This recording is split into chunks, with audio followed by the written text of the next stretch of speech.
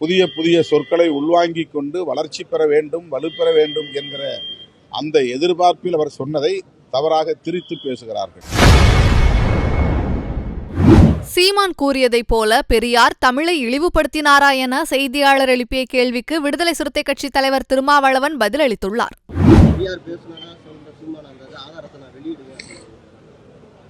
அண்ணாமலை ஆதரிக்கிறார் என்றால் அதிலிருந்து அவர் பேசுகிற அரசியல் எத்தகையது என்பதை சீமானவர்களே புரிந்து கொள்ள வேண்டும்.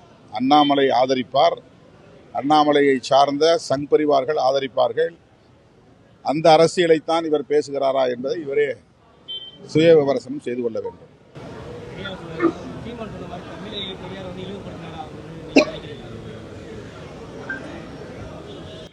பெரியார் தமிழ் மீதும் தமிழ் மக்களின் மீதும் கொண்டிருந்த அக்கறையின்பால் சில விமர்சனங்களை வைத்திருக்கிறார்.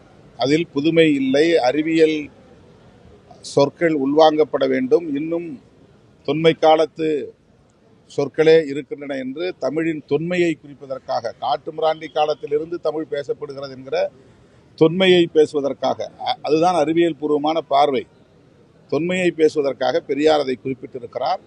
அது காலத்திற்கு ஏற்ப, நவீன அறிவியல் வளர்ச்சிக்கு ஏற்ப, தொழில்நுட்ப வளர்ச்சிக்கு ஏற்ப புதிய புதிய சொற்களை உள்வாங்கிக் கொண்டு வளர்ச்சி பெற வேண்டும், வலுப்பெற வேண்டும் என்கிற அந்த எதிர்பார்ப்பில் அவர் சொன்னதை தவறாக திரித்து பேசுகிறார்கள். பெரியாருடைய தியாகத்தை கொச்சைப்படுத்துகிறார்.